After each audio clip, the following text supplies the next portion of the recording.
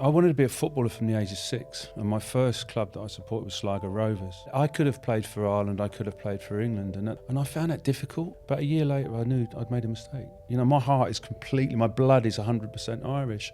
I've had that live with me for a long time. Listen, if I'd have got one cap for Ireland, that would have been enough for me. It's really difficult to explain it. I am bordering on obsessed with football, but I kind of stopped loving football at 16 years of age. I went to Arsenal, and then all of a sudden the world changes. You're in a professional environment, you're going into a dressing room where you're not particularly comfortable. And I made my debut at 17 years of age, and everyone was saying, oh, isn't it great, and I was thinking, I still feel like I don't belong. The club itself is a class club, full of class people.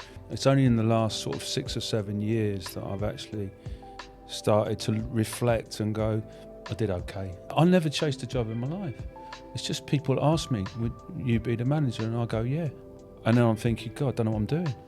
I didn't want to be liked. I wanted to be loved because I loved them. That's really important to me. Once you get desensitized to that, then you have a problem. Do you know what? I turned into someone I didn't like myself particularly, but I really didn't. I used to go into bars. I used to look at people and I'd think, do they know who I am? If they didn't take a picture, I'd give them a camera.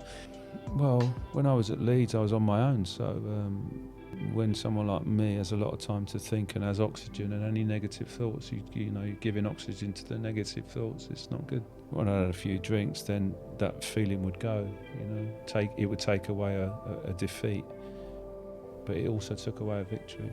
I think I stepped over that line after we lost in the playoff final. I drank a lot in that summer. I couldn't cope with the pain of losing the playoff final.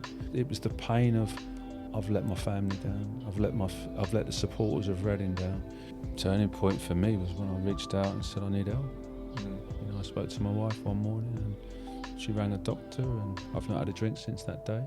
But now I reflect how things could have been different if you can have a conversation. So important.